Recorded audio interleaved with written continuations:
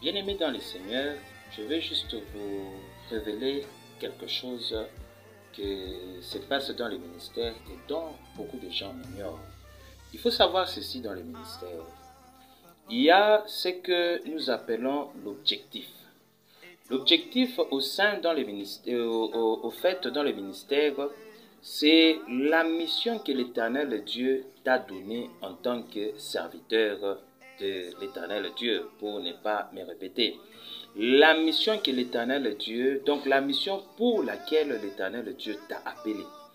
Tu peux être serviteur de Dieu dans un ministère, mais l'Éternel Dieu a déjà accompli la mission ou l'objectif qu'il avait en soi avec toi. La mission pour laquelle il t'avait appelé, tu as déjà atteint cette mission-là,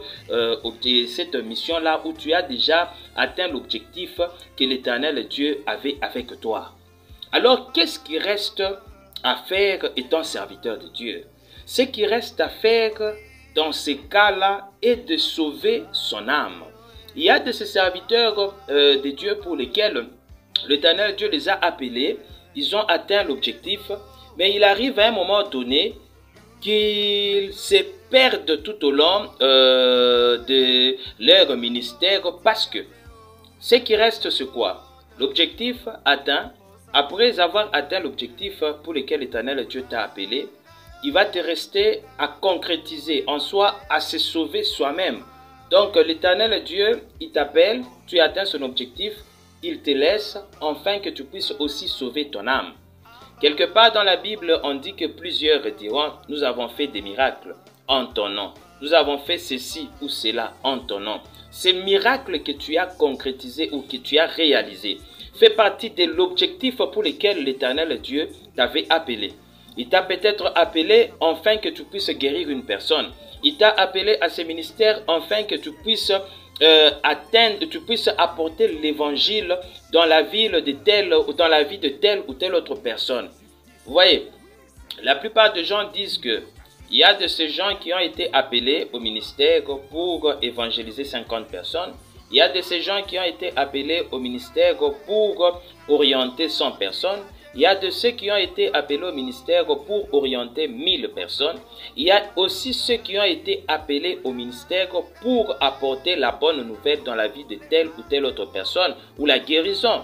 Mais cela ne veut pas dire que dans tout ton ministère, tout ton parcours, toi tu n'auras qu'à évangéliser, ou toi tu n'auras qu'à guérir des gens, oubliant toi-même, donc oubliant ton être, ou se sauver soi-même.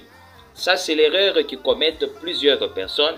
Ainsi, vous allez voir un monsieur qui était au service de l'Éternel Dieu. Il agit, ou un pasteur qui était affermi, qui était vraiment zélé dans l'œuvre de l'Éternel. Mais à un moment donné, il constate que la grâce qui l'accompagnait ne se manifeste plus dans sa vie.